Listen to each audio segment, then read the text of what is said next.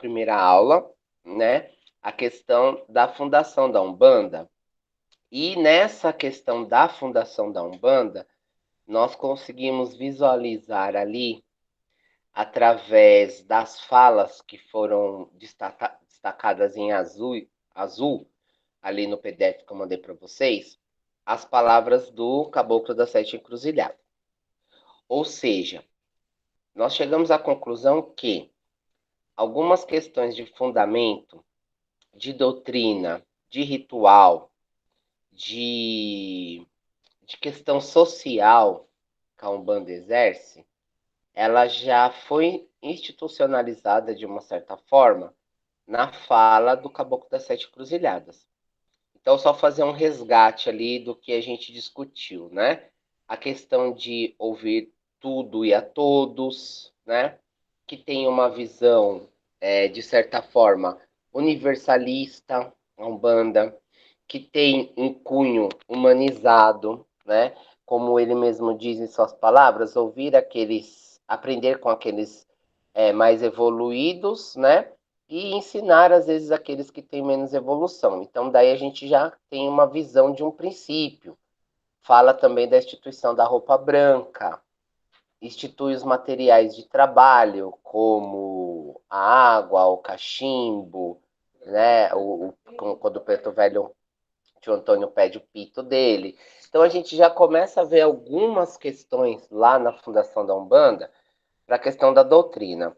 E aí nós percebemos também o que vai tendo de divergência com a ideia, por exemplo, espírita kardecista, principalmente na questão de ouvir, né, a todos os espíritos, porque ali o que ocorria, cada espírito de preto velho, cada espírito de caboclo, né, que baixava na mesa espírita, eles não eram ali aceitos e não tinha oportunidade de fala. E o Caboclo da Sete Encruzilhadas diz que então existiria uma importância da fala desses mensageiros, né? Desses guias espirituais, de forma que se a incorporação deles ocorre dentro da mesa mediúnica, é porque existe até então uma, uma aprovação de Deus para que aquilo possa se manifestar. E aí, na nossa prosa, nós discutimos um pouco sobre a questão de alguns espíritos obsessores, quiumbas, sofredores, né? Que podem ter incorporação dentro do terreiro de Umbanda, e a gente consegue aprender que a gente deve, de fato,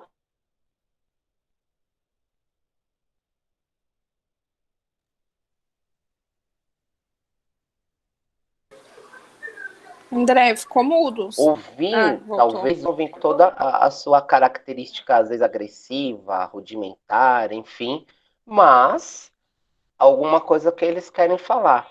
Se vierem só para zoar, aí a gente tem as firmezas, né, dos guias que estarão em terra e dos médios preparados para isso, para poder fazer a neutralização, para não virar então uma brincadeira ou uma zombação, que muitas vezes é o que eles desejam. Então a gente conseguiu ver também, inclusive, uma doutrina mesmo com relação aos espíritos que foi fluindo ali na nossa live. Então, depois dessa configuração da Umbanda, de forma a ela ser institucionalizada, dela ser brevemente codificada, né, com o Caboclo das Sete Cruzilhadas, na presença ali de Paiselo Fernandino de Moraes, né, e outros médios que foram nesse dia, nessa gira e acabaram descobrindo a sua mediunidade, a gente vê que duas falanges de espíritos na uma roupagem específica se manifestaram, que era do velhos, né? E no decorrer dos estudos vai verificando ali com relação às manifestações que acontecia na tenda Nossa Senhora da Piedade, a gente percebe que ocorreu de certa forma a manifestação de crianças nessa primeira gira também. Então, se percebe né? E aí, depois de um tempo, foi pensado, foi organizado e foi entendido numa forma de fundamento que existe ali três falanges de extrema importância dentro da Umbanda, né? E que essas falanges, não é que elas são as mais fortes das demais falanges de Umbanda, né? Mas são as que têm um maior peso, porque elas formam ali uma questão de um triângulo de poder, né? É um poder por igual. Eu não sei se vocês assistiram aquele filme A Cabana. Tem o livro e tem o filme. Quem assistiu o filme A Cabana? Comenta aí.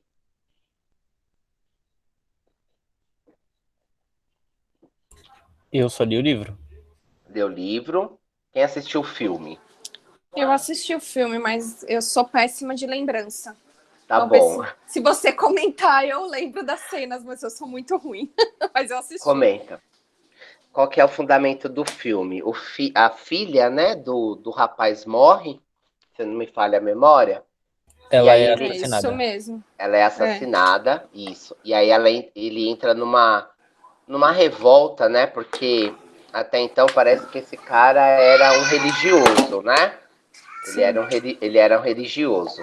Então ele entra numa revolta com a questão da filha ter sido assassinada, né?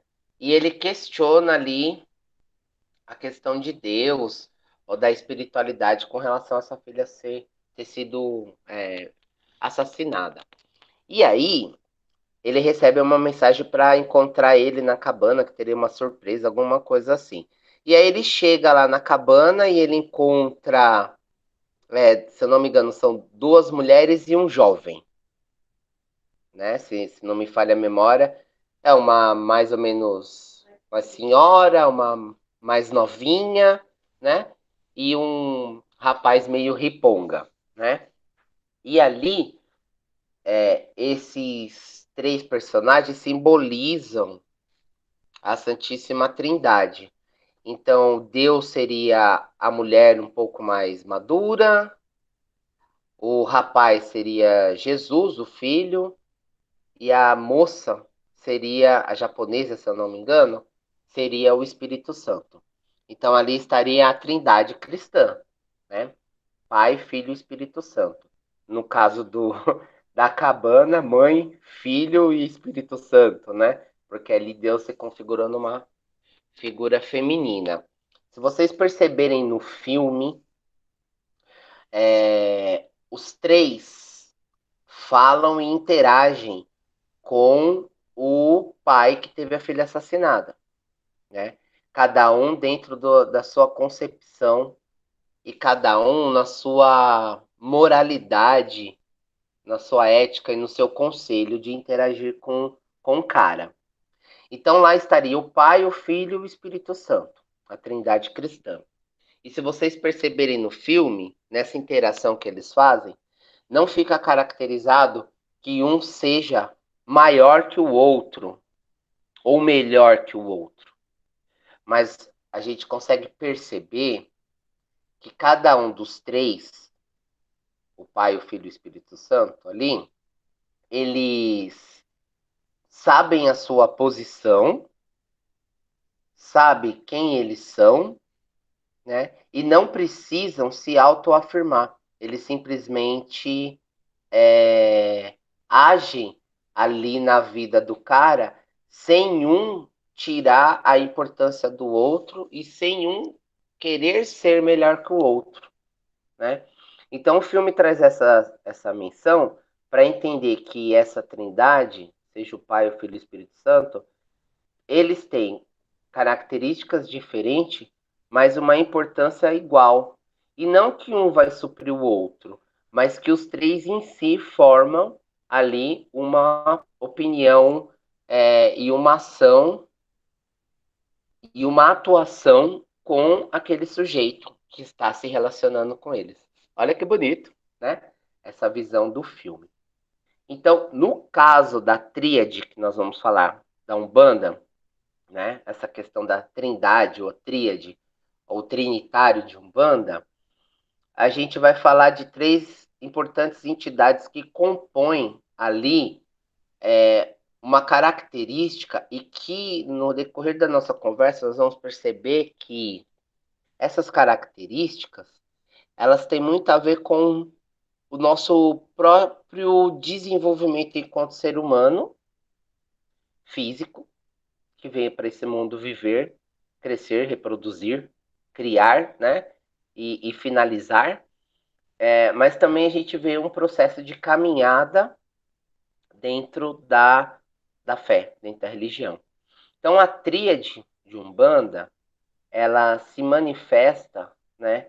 E representa os três aspectos em que a lei da Umbanda trabalha no astral: a vontade, a sabedoria e a atividade dos orixás. A sua consequência é o equilíbrio da manifestação. O mundo da forma, o mundo da forma é a maneira pela qual as entidades de Umbanda se manifestam aqui no planeta.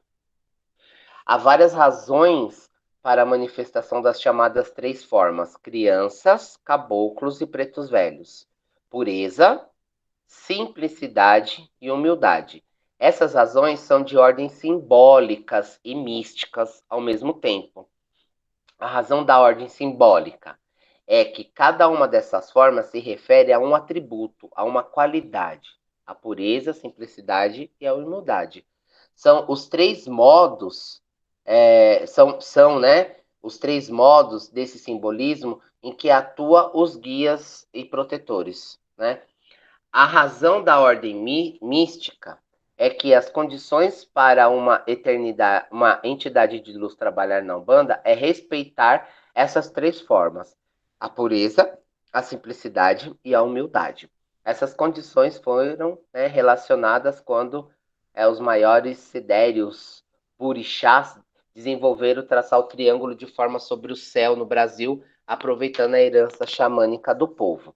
Então, nós percebemos que essa tríade umbandista é composta, então, por essas três forças de falange: caboclo, preto velho e criança.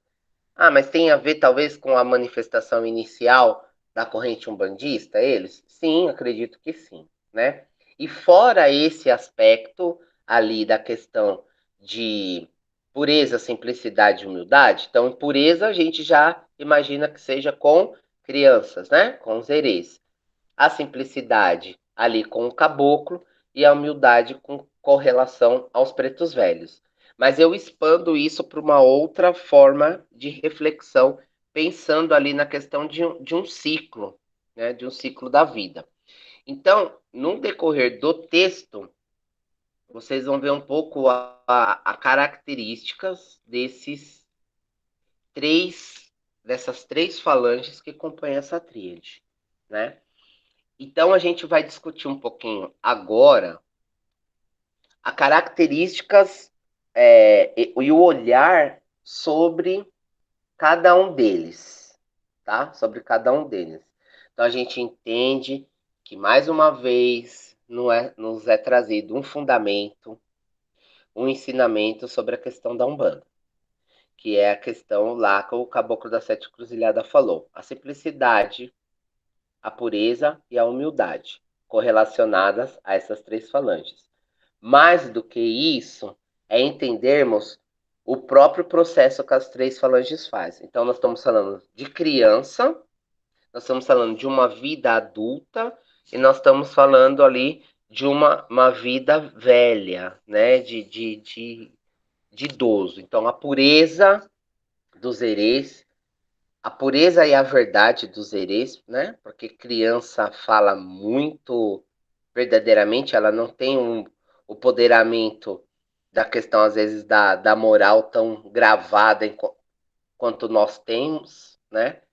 Porque as experiências delas estão muito mais no lúdico, então a criança fala que gosta e que não gosta, que ama e que não ama, né?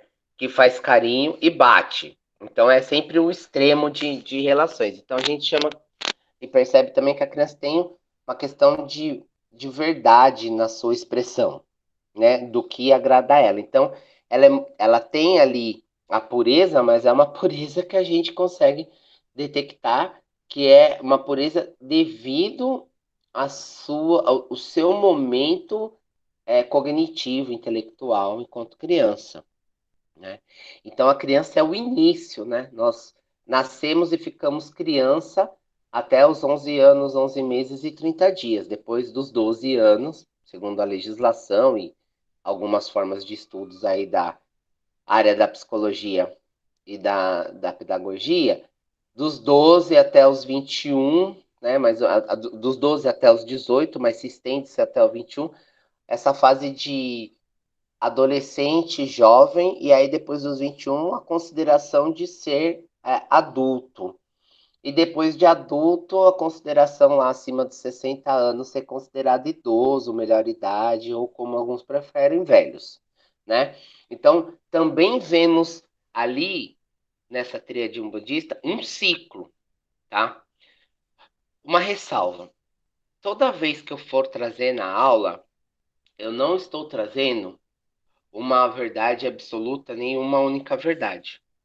Porque tudo que ocorre na Umbanda ocorre conforme as interpretações das escolas umbandistas.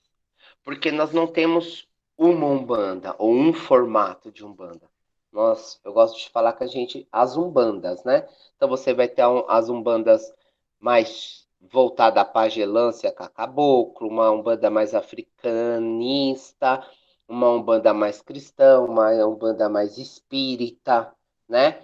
Tem aí depois as umbandas iniciáticas, você tem as umbandas de Omolocô, que é uma extensão da cultura de matriz africana e assim por diante, né? Então, cada terreiro é um terreiro de umbanda, quanto religião de umbanda, mas cada terreiro tem a sua prática de umbanda. Então, quando eu trago essas falas ou essas visões, eu estou posicionando a minha visão, que é de acordo com a visão de outras pessoas que também têm a mesma visão que eu a respeito disso. Então, não é que é uma coisa fechada de uma verdade absoluta. Só para fazer esse adendo aqui na minha fala para vocês conseguirem incorporar o conceito que eu estou trazendo para vocês, né? Através da minha interpretação. Porque você vai ver ali a fala especificamente da pureza, simplicidade e humildade, e eu trouxe agora também uma outra forma de pensar nessa tríade como um ciclo de vida, né? Criança, adulto, velho, né? Ou seja, você nasce, você vai produzir, você adquiriu sabedoria através dessa produção que você teve até então, né? E você contribui com as experiências como um educador, não é? De certa forma, mas você é, adquire ali já um estágio que você vai deixar as sementes para que outros consigam, através dos seus conselhos, a conseguir viver e sobreviver, né? Então, crianças, caboclos e pretos velhos, a tríade umbandista, né? Pureza, simplicidade e humildade. Vida infantil, vida adulta, a vida da velhice, né? O nascer e descobrir, o produzir, né? E o recebimento dessa produção. O estágio de criança, de aprender, da vida adulta, né? Colocar em prática as aprendizagens e lá para o final da vida, né? Na vida idosa, na vida velha, é, o recebimento da produção que você fez. Vocês estão conseguindo compreender? Fala ok, ok, ok, ok, ou dá um joinha aí. Sim. Sim, ótimo. Então tá bom. Sim. Então, perfeito. Então vamos ali na sequência, né? Os erês, né? As crianças, né? Os espíritos de erê. Então vou ler aqui rapidinho. O que seria a valentia o que seria da valentia e da resiliência indígena, da humildade, da sabedoria dos preto velhos, sem a alegria das crianças? É de se admirar ver adultos, pessoas de respeito dentro de nossa sociedade e de grande admiração, brincando como crianças incorporadas com essas entidades. É a lembrança da nossa história, é a revelação que dentro de cada um reside a pureza da alma. A infantilidade é tida em nossa sociedade como um desvio de caráter. Uma pessoa infantil, ela é egocêntrica, ela é mandona, é uma pessoa chata. Porém, não percebemos isso na manifestação mediúnica das crianças dentro do terreiro de Umbanda. Verificamos que em uma gira da linha de trabalho das crianças, a instalação no terreiro de uma alegria coletiva, de uma vibração única, emotiva e transformadora. Não conseguimos entender o motivo dos terreiros se esvaziarem nos dias em que abrimos a gira de criança. Quando temos uma gira de esquerda com nossos guardiões Exu e Pombagiras, os terreiros ficam lotados de médios e de assistência. Dizem que os Exus e Pombagira falam as coisas na lata, sem medir palavras. Contudo, são as crianças a personificação da verdade? Não é corriqueiro falarmos que crianças não mentem? Talvez a repulsa pela gira de crianças seja justamente isso. Enquanto Exus e Pombagiras falam verdades moderadas, as crianças nos contam as verdades sem moderação. E por serem crianças, não as levamos a sério. Chegará um dia em que a linha de trabalho das crianças será levada a sério, trazendo a pureza verdadeira de suas manifestações e a sua capacidade incontestável de curar os males do espírito. Não há trabalho feito que possa ser quebrado pelas crianças. Não há uma só doença espiritual que não possa ser curado pela transformadora linha de trabalho das crianças.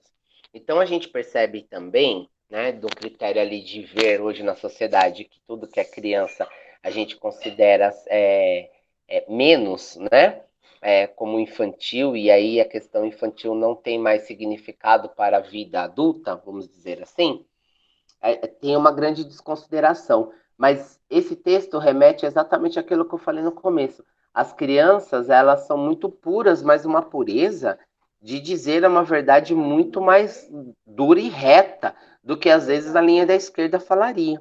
Né? Talvez eles falariam a verdade com uma moderação maior, como o texto diz, né, a esquerda. Mas, né, a linha das crianças não. Ela seria uma fala direta, né? Sem moderação.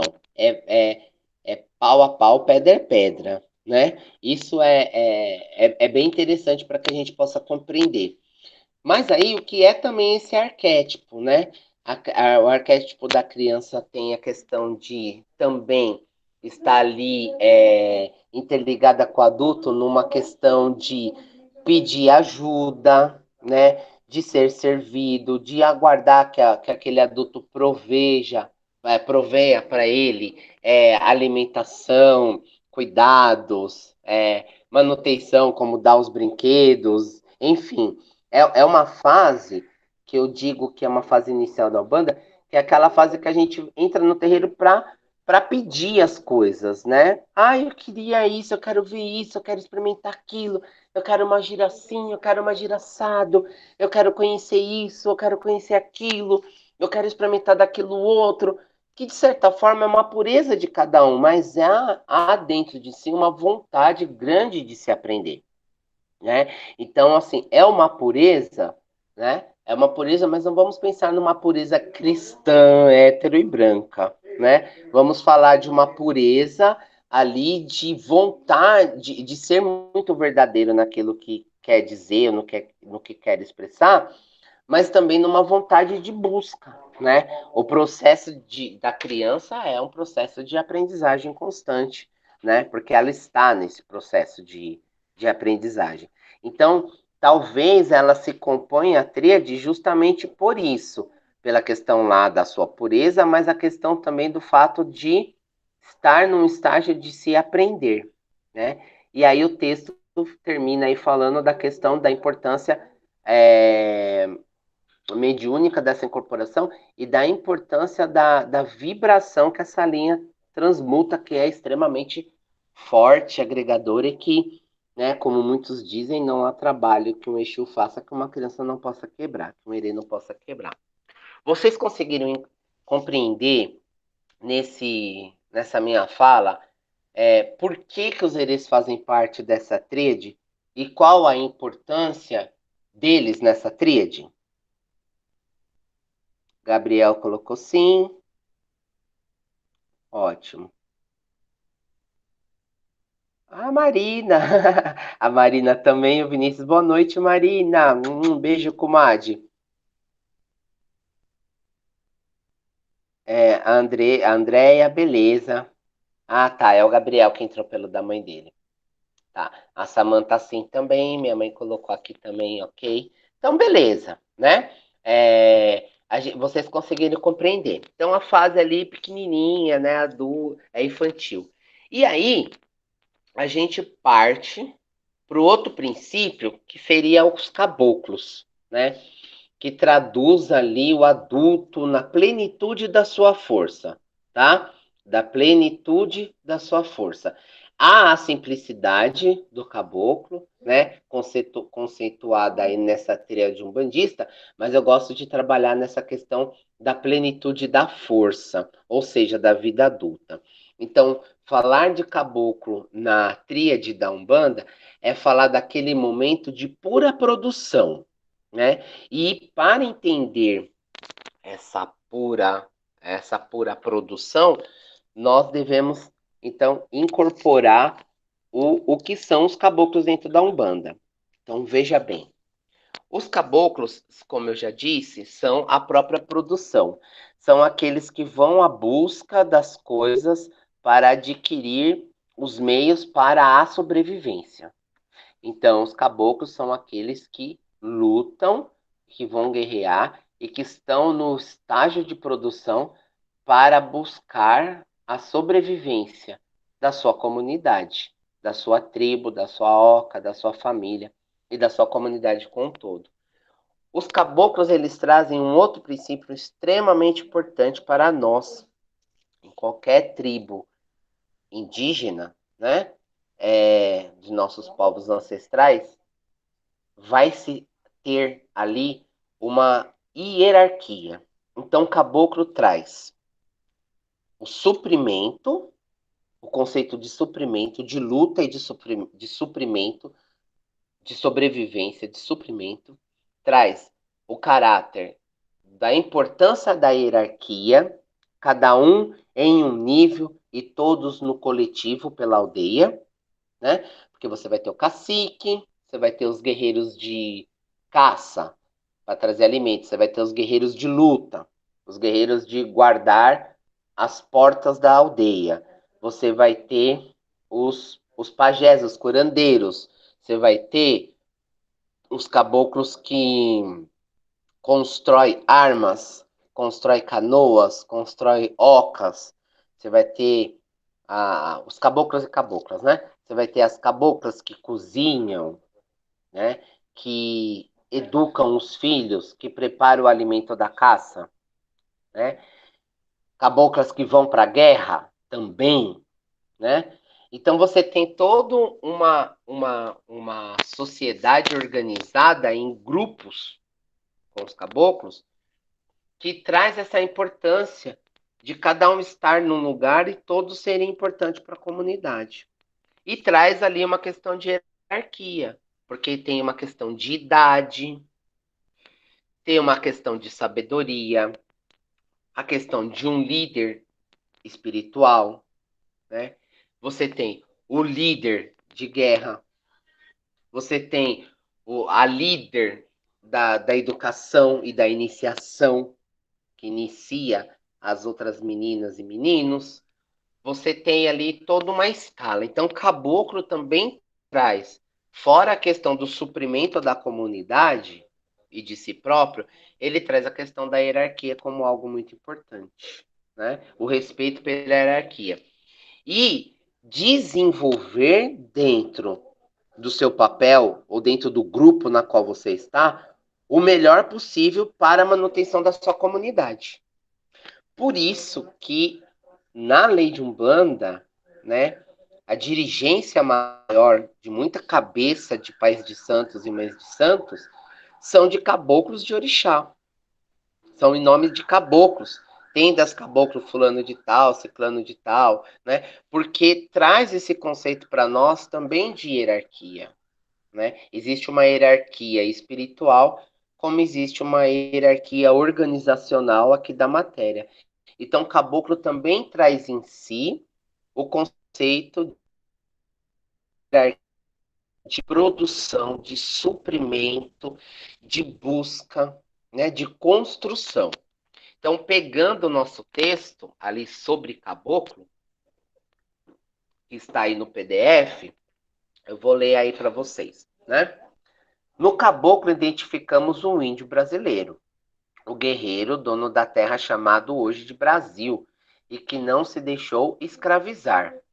O caboclo é a alma lutadora, é o espírito do povo brasileiro, é o povo que, mesmo diante da invasão de suas terras, mesmo após a devastação das suas tribos, encontra força para preservar suas tradições, sua língua, seus cânticos, seus costumes, sua forma de viver em comunhão com a natureza, que lhe dá o sustento. O caboclo respeita o verde, o caboclo respeita a água que o cerca. O caboclo sabe que não é ele que sustenta a mãe terra, é a mãe terra que sustenta a sua existência. O caboclo é o símbolo da valentia de um povo, da honradez da alma, da sinceridade do olhar puro dos donos da nossa terra. Tiveram esses índios que se adaptar às novas condições impostas pelos colonizadores e, assim, aprender a viver e a conviver com os invasores. O homem branco, no período de colonização no Brasil, espantou-se com a forma de viver dos índios. O índio, por sua vez, ensinou ao homem branco, que se achava muito culto e muito mais civilizado, a tomar banho uma vez por dia, a limpar o seu corpo com as águas cristalinas de Mamãe Oxum, que somente um povo que respeita a natureza possui.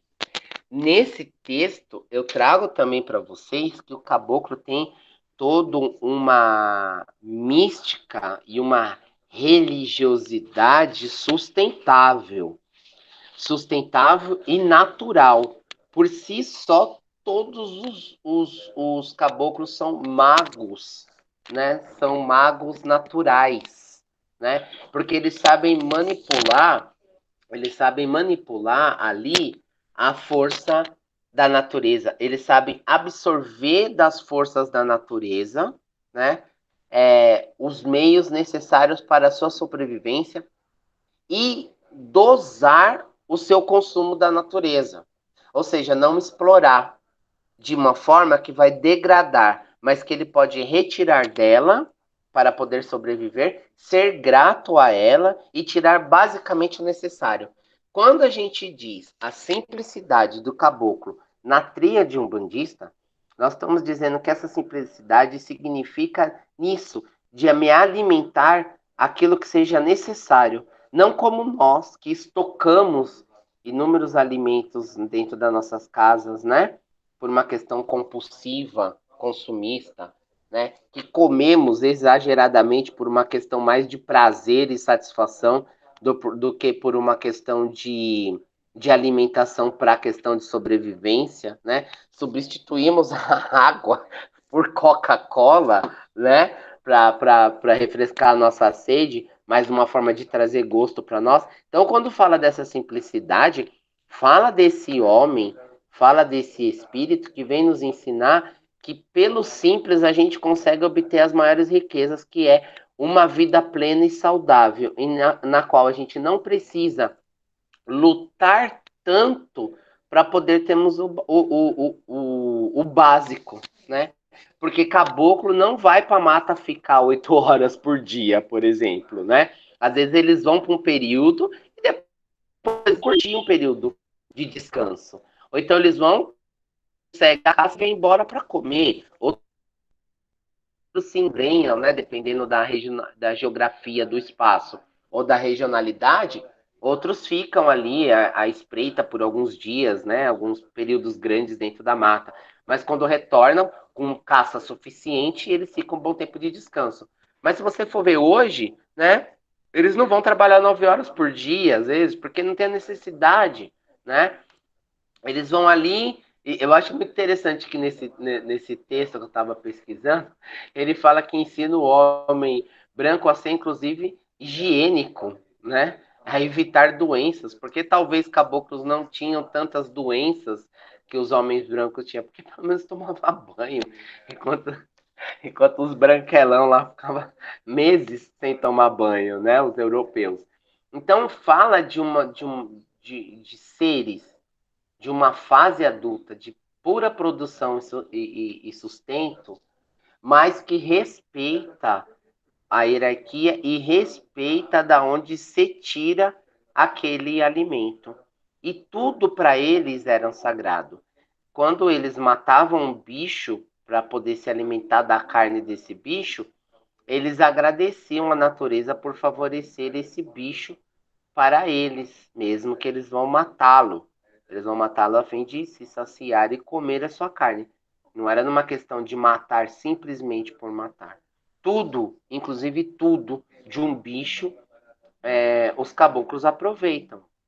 A carne, a gordura, os bicos, as unhas, as penas, os couros, né? Se aproveita de tudo, tudo é consumido, é toda uma sustentabilidade. É parte de uma cadeia alimentar sem prejuízos à natureza, né? E nenhum dos seus bichos são presos, né? São soltos porque eles não precisam prender, porque tá ali à vista para eles, enfim. Então, vocês conseguiram compreender por que também essa falange faz parte da tríade umbandista? E aí coloquem e escrevam seu sim, se vocês compreenderam, ou se tem alguma dúvida para ser feita uma pergunta.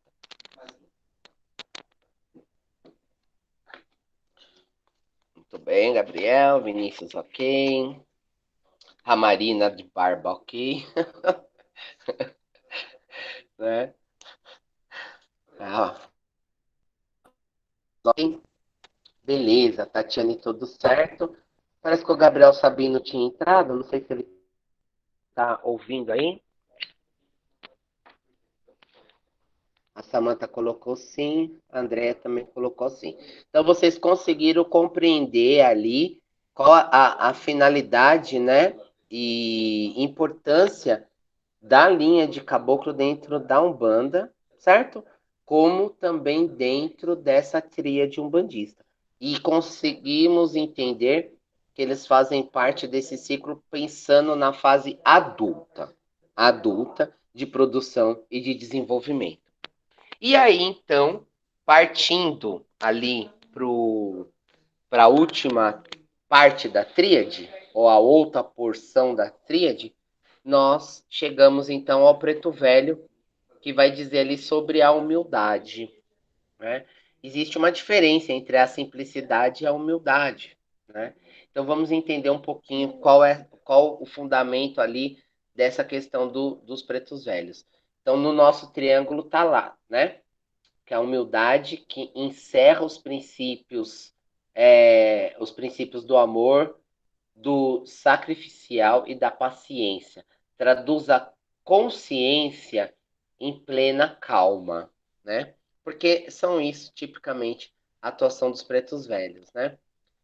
São espíritos que são anciãos, que deteve uma sabedoria ao longo da sua jornada e que hoje eles compõem a Umbanda de uma forma de se tornar para nós curadores de almas, né?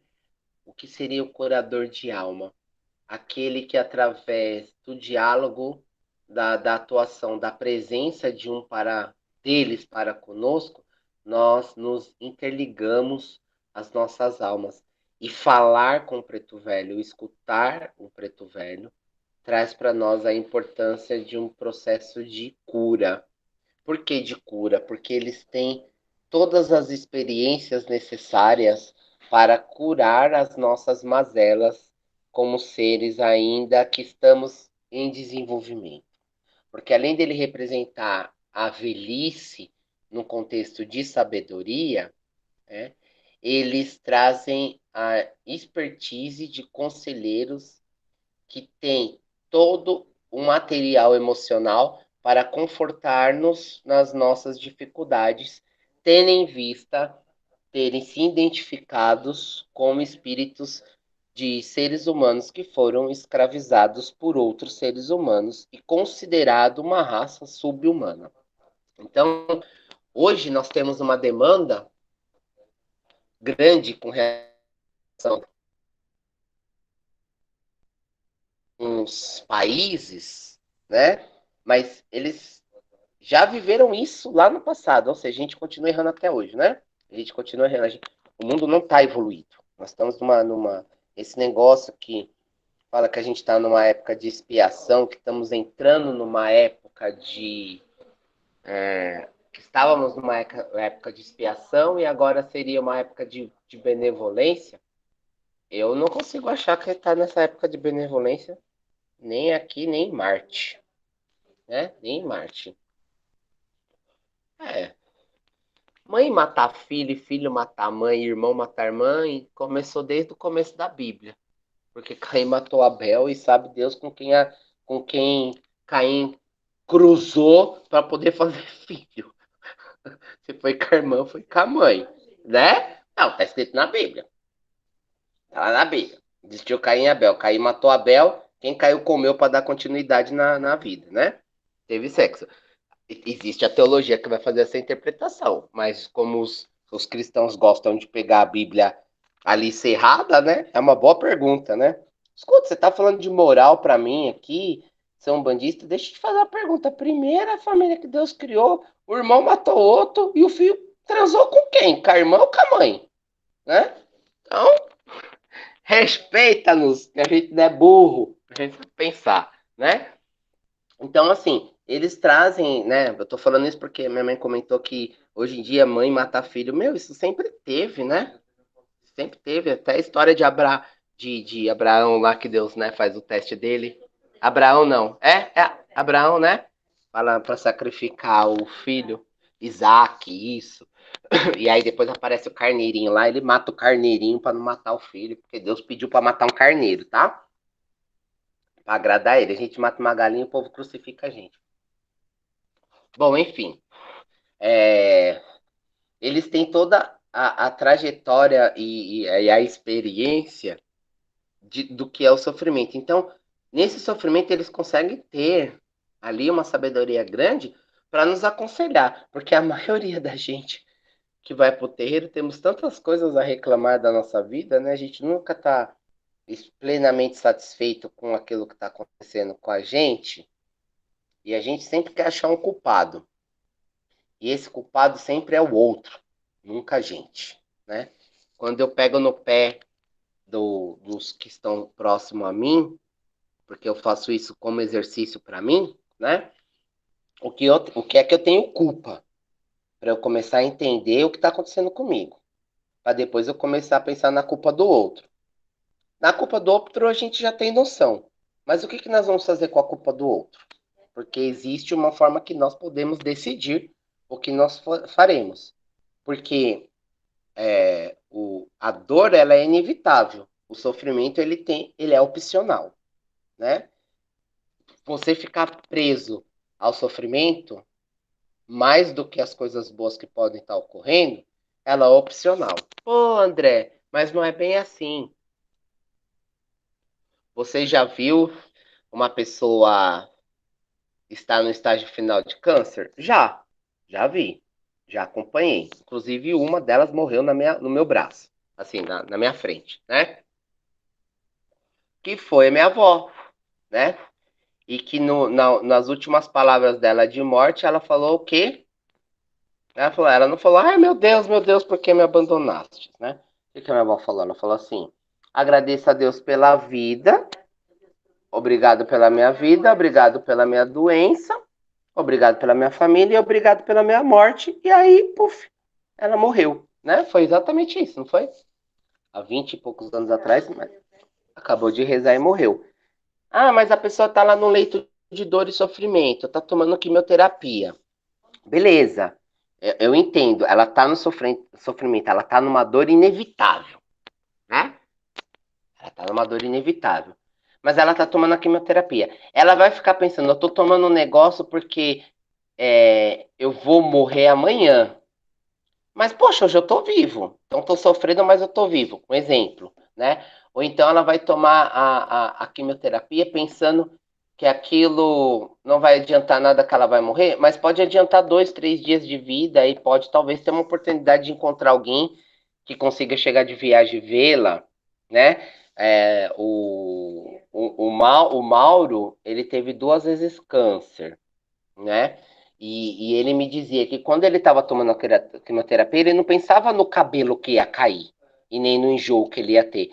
Ele pensava que cada gota daquela que caía no sangue dele, daquele veneno, que a quimioterapia é um veneno para poder sobreviver e matar as células cancerígenas, ele imaginava que toda aquela gota que caía e que ia fazer perder cabelo, emagrecer, ficar amarelo, com os olhos fundos, não sei o quê, eram gotas que estavam entrando dentro dele para trazer vida para ele. E ele se apegou naquela quimioterapia numa forma de acreditar e botar força e vibração que aquilo se tornou para ele fontes de vida, que tem o sofrimento, ia ficar sem cabelo, ia perder peso, ia sentir dor, não sei de vômito, mas que estava entrando dentro do corpo dele para dar vida para ele.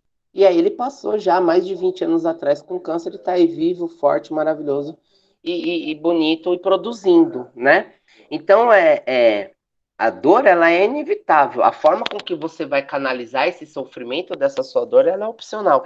Então, o Preto Velho vem trazer também esse esclarecimento para nós, né?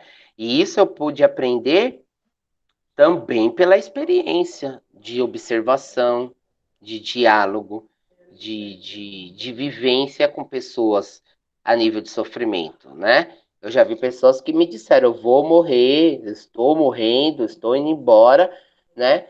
E a gente fala assim, então morra feliz, sei lá, de uma certa forma morra feliz, né? Tenta fazer uma morte pelo menos grata para você, para sua vida não se resumir àquela situação de morte, mas você conseguir ver toda a sua vida. Ah, mas eu tô morrendo pobre, feliz aqui, abandonado. Ok, mas o que você teve na vida também que você pode agradecer? Porque talvez você vá morrer sozinho, abandonado. Mas e as experiências que você adquiriu? E as formas com que. Então, o Preto Velho sempre vai trabalhar nisso. Eu trago essas experiências por vivenciar essas experiências e ouvir essas experiências. Já tô quase um preto velho, ah, louco. Tô quase um preto velho. Não, que eu digo assim, né? Passar a sabedoria. Talvez por isso que eu virei o que eu tive que virar. Mas é isso, né? De ouvir as mazelas do mundo e atender a mais de 25 anos de sofrimento, eu entendo quando os guias que querem fortificar o filho, falando, puxa, mas você vai se apegar no término do namoro e não o que você teve de experiência no namoro, término do casamento, mas não a experiência que teve no casamento, não o que você conquistou no casamento, né? Você está terminando com uma pessoa, mas você pode achar outra, né? Deus disse, ame o próximo. Não nessa intenção que eu manipulei agora, e fui sarcástico, né? Mas assim, você tem outras possibilidades, né? Você não para. O meu avô tinha uma irmã, a Antônia, que a Antônia era escandalosa, né? A tia Antônia, alguém morria, ela falava que queria morrer junto, né? E ela era aquela pessoa que ia pros pés da cova e batia no peito e falava, me leva também, me leva. E o meu vô grosso, né? Meio coração frio, parecido com alguém que eu conheço, que olho todo dia de manhã. O vô falou: você quer morrer, Tonha? Ah, eu quero ir com ele. Aí ele, puf, empurrou ela dentro da cova, né? Na hora que ela caiu em cima do caixão, ela gritou: pelo amor de Deus, me tira daqui, né? Então, assim, ela não queria ir morrer, né? Ela não queria morrer, porque cada um tem a sua vida e tem que dar conta dela. Então, a experiência do Preto Velho, ela traz para nós esse conceito de uma sabedoria de todas as experiências que talvez estamos passando, tanto no campo como desenvolvimento humano, de estarmos aí, a maioria que está aqui, só minha mãe que já é considerada idosa, né? Mas tem idosos de 90 anos, como a dona Cida, que a gente estava conversando hoje, né? Então tem pessoas mais velhas. Então o respeito aos mais velhos, a ideia de respeito aos mais velhos, além de ser uma questão de culto à ancestralidade e respeito à hierarquia, é também um respeito aos cabelos brancos, né? Então, como eu não tenho cabelo, eu tenho barba branca, então me respeite pelas minhas barbas brancas, né? Nos meus 25 anos, né? Então, é você ter esse respeito, essa consideração à sabedoria dos mais velhos, tá? Então, só para a gente contextualizar o texto que eu dividi com vocês em PDF, né? Os pretos velhos são espíritos de altíssima envergadura moral e ética, fora a questão de humildade, né? São portadores das mensagens mais lindas e edificantes da história da Umbanda. A primeira manifestação do preto velho dentro do ritual de umbandista foi a de Pai Antônio ou Tio Antônio, incorporado pelo seu médium, né, o seu cavalo Zélio Fernandino de Moraes. Ao se manifestar no terreiro de Pai Zélio, que possuía e ainda possui uma mesa em que os médios se sentam para incorporar os caboclos e caboclas, Pai Antônio encaminhou-se para um canto isolado do terreiro. Ao ser chamado para sentar à mesa, Pai Antônio diz: Nego não senta, não, meu senhor. Nego fica aqui mesmo. Isso é coisa de senhor branco e nego deve a respeitar. Respeite seu lugar, né? Eu sei o meu lugar, né? Hoje, se essa passagem fosse analisada por qualquer associação de defesa dos direitos humanos, certamente teriam acionado as autoridades competentes para colocar Pai Antônio na cabeceira da mesa, presidindo aquela sessão espiritual. Contudo, Pai Antônio estava, naquele momento, oferecendo valiosa lição já conhecida por todos nós e esquecida nos diversos momentos de nossa vida.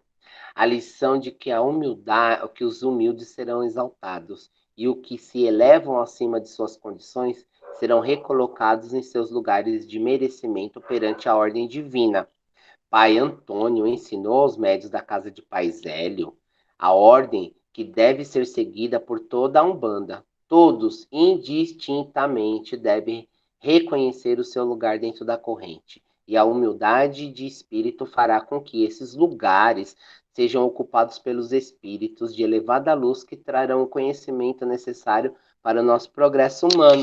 Então, as palavras de forma calma, a compaixão, o amor, a devoção ao nosso Deus Olorum são as únicas portas de acesso ao seu conhecimento inesgotável, dessa falange de Preto Velho. Com poucos gestos, com poucas palavras, podem mudar o destino de nossa sociedade. Quando esses gestos pequenos, quando esses exemplos de humildade e perseverança forem seguidos por um número incontável de pessoas, a começar pelos umbandistas, toda a sociedade brasileira irá reconhecer a sua magnitude. Do pouco que se do pouco do pouco que se faz muito.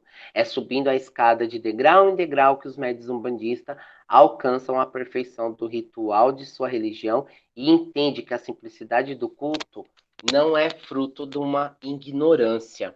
Ao contrário disso, a simplicidade ritualística da Umbanda para com os orixás é fruto da grandiosidade de seus fundadores e de seus seguidores.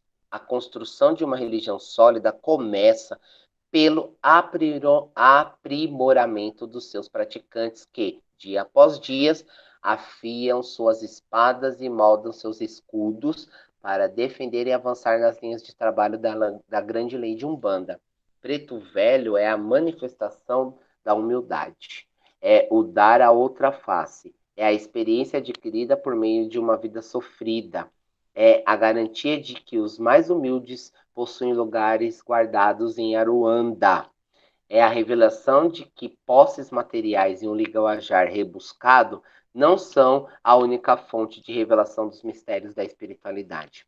É entender que o espírito é dotado de outras qualidades que pode e deve ser encontradas em todas as manifestações voltadas para o bem do próximo e para a prática da caridade, para a prática que leva a alma à verdadeira casa de Deus.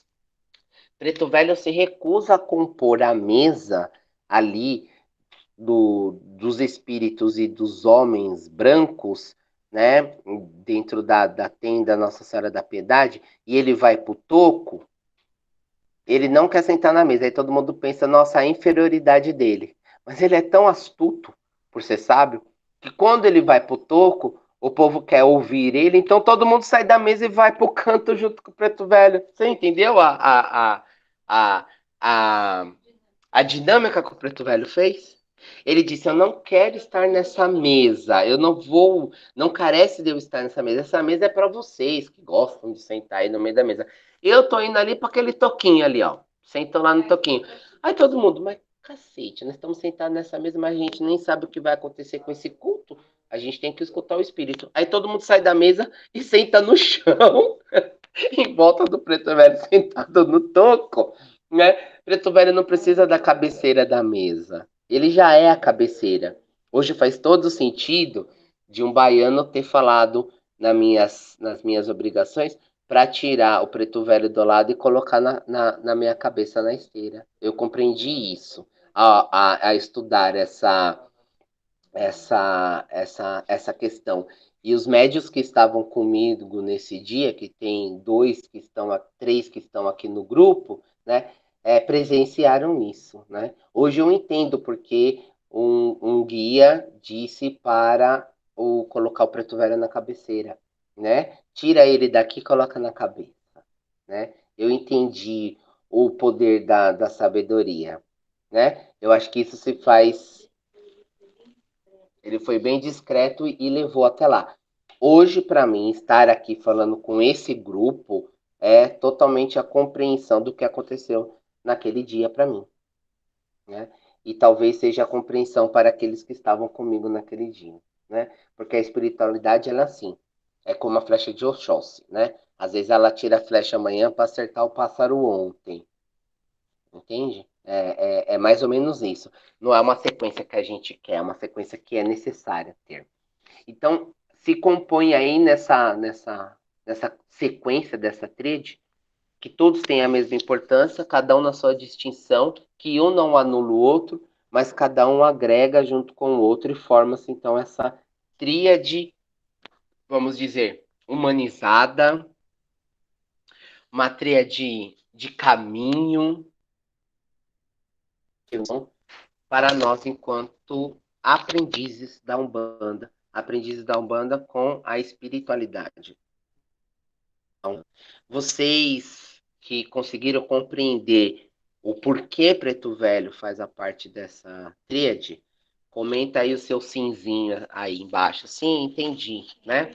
E aí, eu já vou então abrir aí para vocês fazerem a discussão ou fazerem perguntas que da qual eu saiba responder, vos responderei, tá? Vos responderei. Vocês conseguiram hoje compreender a tríade umbandista? Se alguém de outra religião questionar você qual é alguns dos fundamentos básicos da sua fé, você tem meios para poder falar com essa pessoa? Porque a ideia de eu fazer essas aulas com você é tornar vocês resistentes e municiados, né, de armas para poder combater o que a gente sofre ainda hoje quanto um bandista. Que foi o começo, aí antes de gravar minhas lives, as minhas brigas aqui e discussões com o pessoal de casa com referência à missa do Paulo Gustavo, né? Toda cantada em latim por monges gregorianos, que eu achei. O cara era macumbeiro, enfim, cada um faz o que quer. Mas foi a minha crítica, né? Não que eu estou brigando com outras religiões, mas se fortificar naquilo que eu tenho. Então, assim, gostaria de ouvir comentários de vocês. Puxa, nunca vi isso, talvez. Ah, isso para mim foi novidade. Ou, ah, isso eu já sabia, mas agregou em alguma coisa. Eu quero ouvir agora um pouco de vocês aí, porque, enfim, falei uma hora sem parar. Alguém traz um pouquinho de coca? Por favor, Cambone. Vamos lá, quem quer falar primeiro aí do grupo?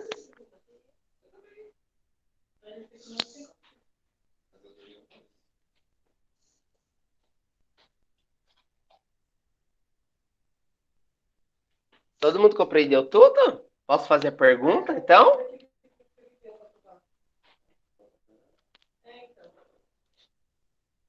Vocês estão me escutando, gente? Tá escutando aí? Não. Tamo. Alguém? Estamos escutando sim, pai. Tá. Alguém gostaria de comentar alguma coisa?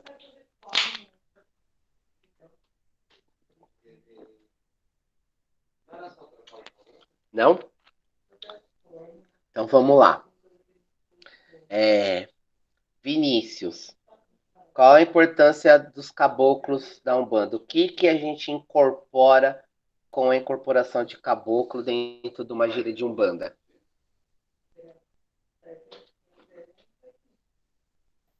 Tá, na gira ou que você tava falando na aula? Vamos lá. Quando se incorpora, a gente não só incorpora o espírito, a gente incorpora o que ele representa. Então, a minha pergunta é assim: quando se tem uma gira de caboclo que se incorpora caboclos dentro da banda, o que a gente pode aprender com essa incorporação e com essa roupagem espiritual dessa falange? Seria o provedor, né? O que provém, o que dá o alimento, a humildade com a natureza e todas essas questões de a perseverança, a força, a garra, O o respeito à guerreiro. natureza Aham. e idade, né? São espíritos que nos ajudam a ter o conceito da força, a fim de lutarmos por nós mesmos, pela nossa família, pela nossa comunidade, né? Resistência, né? E eles nos traz um momento estágio da vida adulta e da produção no nosso caminhar espiritual, tanto na nossa vida pessoal quanto no nosso caminhar espiritual. Disciplina para conosco e para com os outros. Muito bem, André, exatamente. Nos ensina as questões de hierarquia. É com eles que nós aprendemos na simplicidade ter as riquezas necessárias para podermos termos uma vida em... Olha que bonito isso, né? Beleza, Vinícius. Gabrielzinho, por que da importância de fazer uma oferenda para Preto Velho quando a gente está passando por uma fase na nossa vida? O que significa nos interligarmos com a falange de Preto Velho quando um guia pede para a gente fazer um prato para Preto Velho? Ele está querendo trazer para que nós tenhamos o que ao fazer esse trabalho?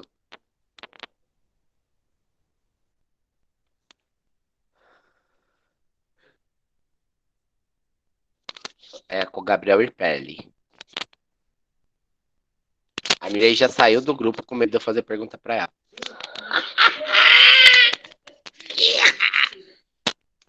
Gabrielzinho!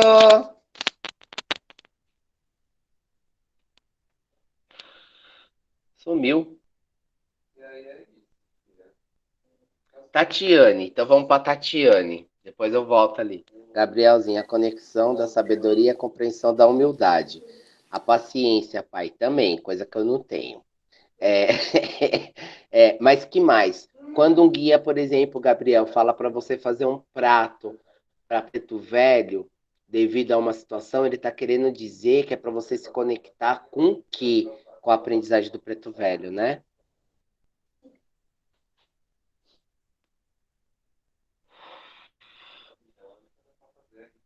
Quando um guia fala para gente se interligar com a parte de um preto velho, fazer uma oferenda, fazer uma conexão ritualística com a oferenda para preto velho, para alguma coisa que foi apontado para nós ou que nós trouxemos dentro de uma consulta com uma consulta espiritual dentro de um terreiro, ele está falando para a gente se conectar com a potência grandiosa da sabedoria, né? Para a gente adquirir sabedoria para aprendermos a passar por aquela fase ou por aquela situação da qual nos foi apontada ou da qual nós falamos, né? sobre o que nós falamos dentro da consulta, tá? O que nós falamos dentro da consulta.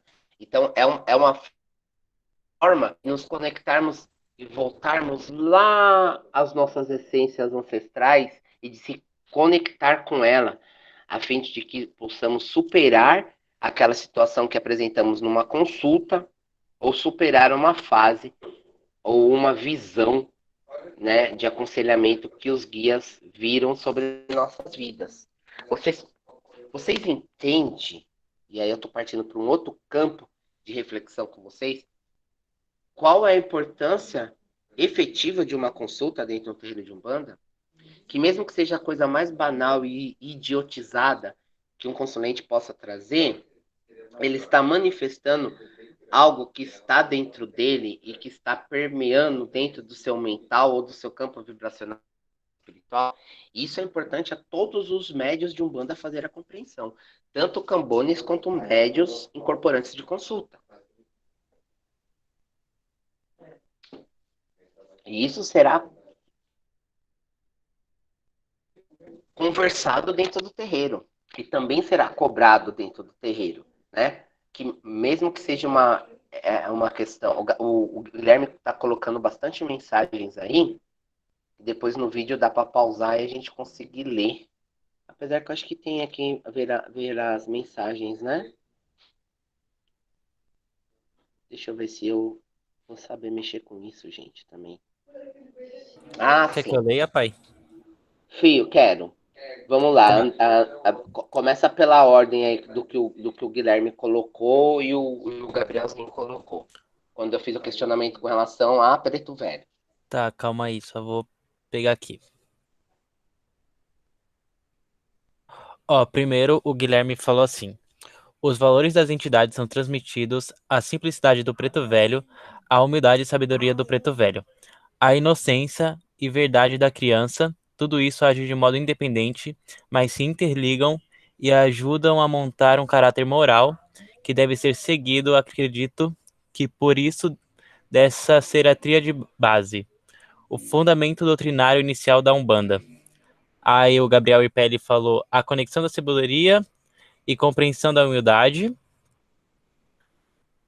Aí o Gui mandou na época em que a Umbanda foi sintetizada, o preconceito era ainda maior do que é hoje. Até porque a Umbanda foi sintetizada foi em um contexto de revolta daqueles espíritos que, por sua condição física indígena e preta, eram dados como atrasados. Aí ele falou mais aqui, por último, a espiritualidade está sempre em constante evolução e nós do plano físico-material não acompanhamos. Acredito que hoje, na nossa conjuntura social de quebra de preconceitos e luta por direitos, também mude essa imagem que no nosso preconceito é dada como preto velho, passivo e obediente. Acredito que a humildade e a sabedoria passada pelos pretos sejam um sinal de sua superioridade, entre aspas, moral, que mesmo tendo sofrido os males do cativeiro, ainda assim transmitem os seus ensinamentos para nós. E aí, por último, ele colocou alguma coisa agora, filho. Foi essa que você leu? Foi essa que eu li. Perfeita a reflexão do Guilherme, né? Pronto, já respondeu para todo mundo. Não. Ninguém nem precisa mais responder. O cara tirou uma tese de mestrado aí de Umbanda, né? Esse é bom, hein? Né? Esse cara é bom pra caramba, né? Vou colar nele nas provas. Né? Cola nele nas provas, Tati.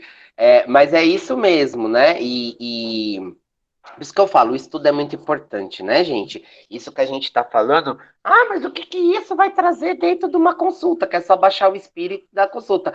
Ok, é isso mesmo. É eles e nós é nós, né? Agora, como que a gente vai fazer a defesa de toda a humildade que eles fazem incorporando no nosso corpo se a gente não consegue defender eles, né? Então, a sabedoria também é um critério de caráter ético e moral que os umbandistas têm que ter para conseguir fazer a defesa da sua fé. Porque enquanto a gente fica só apegado à luxúria, à briga de poder, a conforto de ego, os evangélicos e outras denominações religiosas aí estão se munindo para poder desmoralizar a gente, né?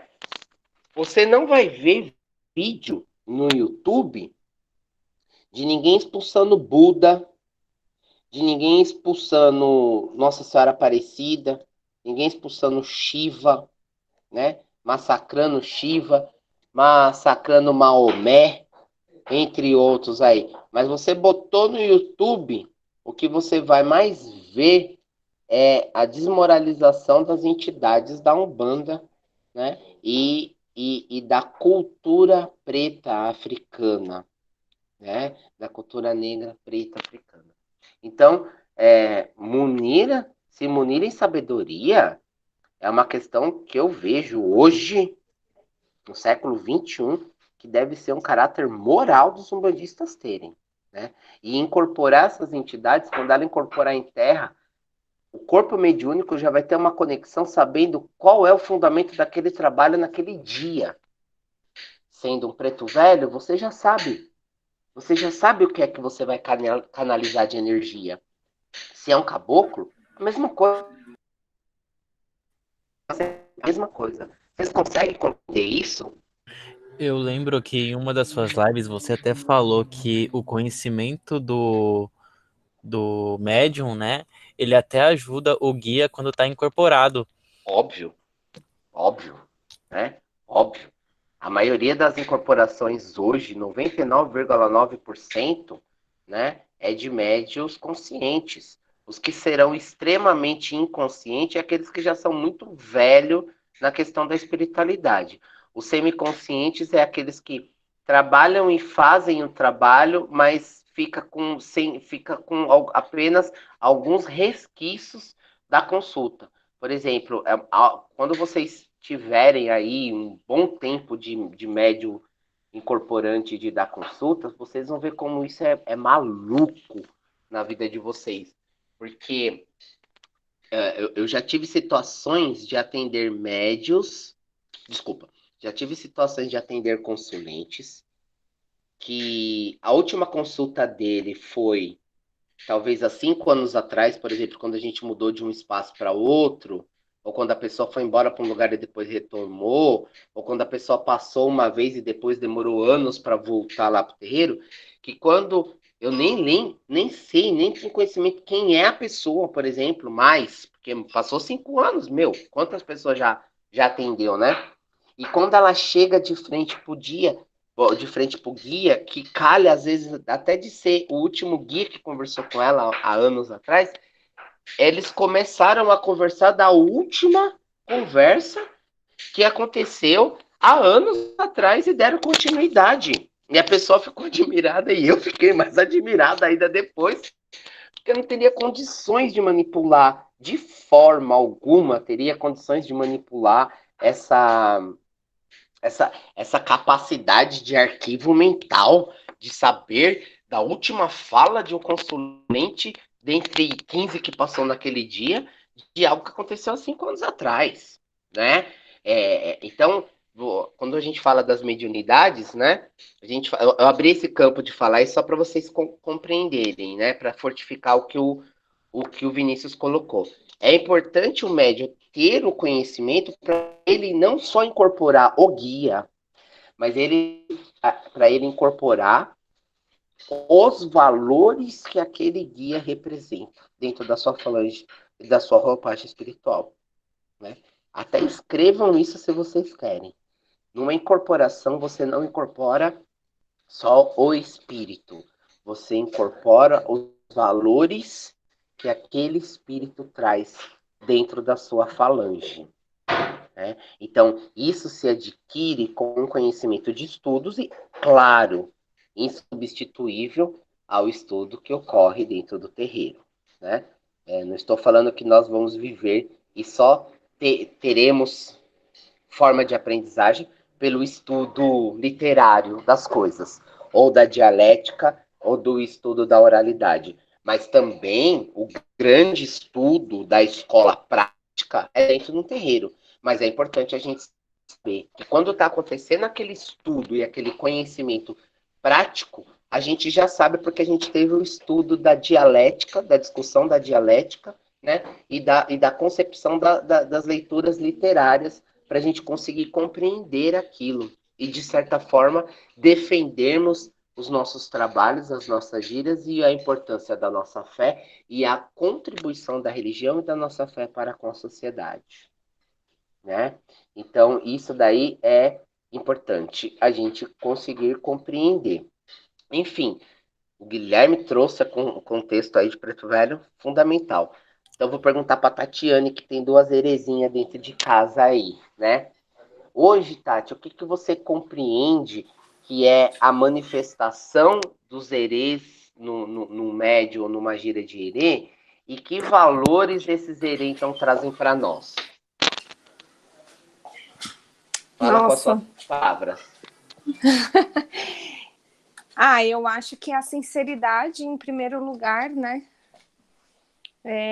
O que eu vejo, assim, quando eu me deparo com ele, a gente fica até com medo, né? O que será que vem? O que será que eles vão falar pra gente? Então, acho que é muito a sinceridade, é a leveza também, porque as crianças, elas têm essa leveza, essa espiritualidade leve e sincera.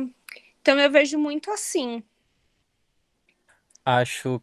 Posso completar só um pouquinho? Pode. Claro. Acho que dá alegria também, né? Porque a Sim. gente que é adulto, a gente fica tão preso nessa questão dos nossos problemas e as crianças, elas caem aqui, choram 2 minutos, aí passa, ela Esquece sai tudo. correndo e já tá brincando feliz de novo. É Então, verdade. acho que Herê, ele traz muito isso, né? De a gente meio que esquecer um pouco dos nossos problemas e focar na parte que faz bem pra gente, que nos deixa feliz. Perfeito, Vinícius. Eu acho que você pode. Eu não sei se você consegue encerrar a gravação, mas a gente continua aqui. Eu acho que pode encerrar a gravação, porque eu acho que o contexto da aula